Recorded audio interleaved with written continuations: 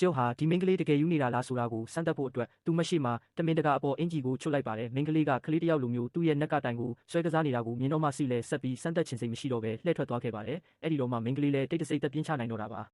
တကယ်တော့သူမကလူနေတာမဟုတ်ပါဘူးအရင်ကသူမရဲ့မိသားစုကသူမကိုကဘာနဲ့အဆက်အသွယ်ပြတ်နေတဲ့စိတ်ကျန်းမာရေးကျိုးတစ်ခုပေါ်မှာပစ်ဆက်နှစ်တောင်ပိတ်လောင်ထားခဲ့တာပါသူမအနေနဲ့လွတ်လပ်ခွင့်ပြန်ရတော့မှာမဟုတ်ဘူးလို့ထင်နေခဲ့တာအဲ့ဒီကျွန်းကိုရောက်လာတဲ့နေ့အထိပါပဲဆိုကဒီမင်းကလေးဟာတေးဆုံးသွားပြီဖြစ်တဲ့သူ့ရဲ့ညီမလေးနဲ့တထေရရဲ့တူနေတာကိုတွေ့သွားပြီးချက်ချင်းပဲသူ့ရဲ့ဆိုင်ကြီးစီခေါ်လာခဲ့ပါတယ်ပြုစုဆောက်ရှောက်ဖို့လူတွေပါစီစဉ်ပေးခဲ့တာပါ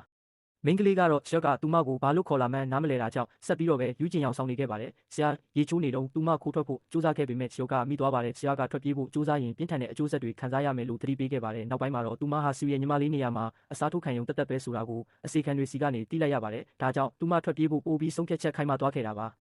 ဆေးရုံအပြင်ထွက်သွားတဲ့အချိန်မှာသူမကအစီခံတွေရဲ့ရေခွက်ထဲကိုအိတ်ဆေးတွေခိုးထည့်လိုက်ပါတယ်အစီခံတွေအိပ်ပျော်သွားတော့မှသူမခိုးထွက်ခဲ့ပြီးညဈေးတန်းကိုရောက်သွားပါတယ်အဲ့ဒီမှာအကင်တွေစားရင်းပျော်နေတော့လူမိုက်တချို့ကသူမကိုချောလို့ဆိုပြီးလာနောက်ရှက်ကြပါတယ်မင်းကလေးကမကြောက်မရွံ့ပဲအကင်တုံးနဲ့ပြန်ချင်းချောက်လိုက်တော့လူမိုက်တွေလန့်ပြီးထွက်ပြေးသွားကြပါတယ်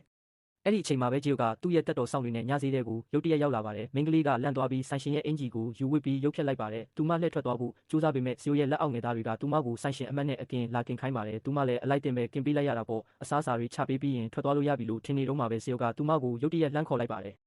အဲ့ဒီအချိန်မှာပဲချီယိုနဲ့ပါလာတဲ့အမျိုးသမီးကရှော့ကိုရုတ်တရက်တိုက်ခိုက်ပါတယ်ဒါပေမဲ့ချီယိုကပြက်ပြက်တသားတုံ့ပြန်လိုက်တာကြောင့်တိုက်ခိုက်တဲ့အမျိုးသမီးကကြောက်ပြီးတောင်းကြီးဖြစ်သွားပါတယ်ချီယိုကစံအိမ်ကိုပြန်တော့မယ်လို့ပြောတာကိုကြားတော့မှမင်းကလေးကရှော့ရဲ့ရက်ဆက်တဲ့နီလန်းတွေကိုကြောက်ပြီးချက်ချင်းစံအိမ်ကိုပြန်ဖို့ဆုံးဖြတ်လိုက်ပါတယ်သူမခိုးထွက်လာတာကိုအတိမခံနိုင်တာကြောင့်ချီယိုရဲ့ကားနောက်ဖုံးထဲမှာတိတ်တဆိတ်ပုံပြီးလိုက်ခဲ့ပါတယ်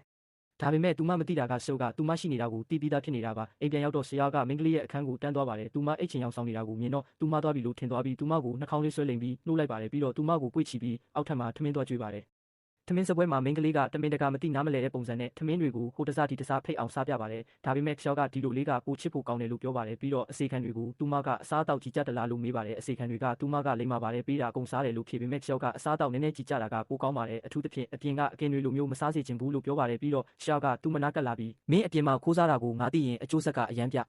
အင်းထန်လိမ့်မယ်လို့တတိပေးလိုက်ပါတယ်မင်းကလေးကရှော့ရဲ့စကားတွေကအတိတ်ပဲကိုနားလေသွားပြီးတင်းငိမ့်နေတရားဆက်ဟန်ဆောင်နေခဲ့ပါတယ်အဲ့ဒီအချိန်မှာရှော့ကဖုံးလာလို့အလင်းမြန်ထွက်သွားတော့မှမင်းကလေးလည်းအသက်